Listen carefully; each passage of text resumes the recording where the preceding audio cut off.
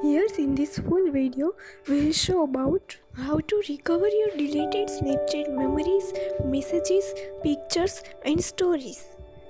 So in starting, first of all open the Snapchat app on your iPhone. From here, you can recover your deleted Snapchat data. Now go to your profile page. Next tap on settings icon. In settings, scrolling down to find my data option. And then tap on my data to see more options for recover your data.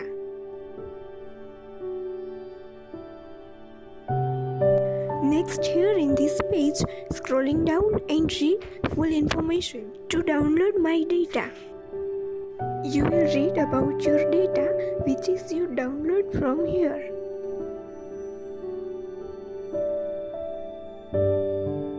Now here bottom of the page, tap on submit request.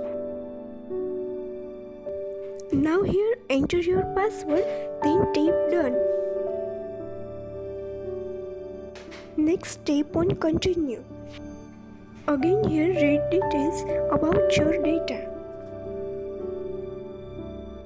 Then again tap submit request. Now from here select options. Select the option which is dedicated to you. That's it. Now you will recover your deleted Snapchat data.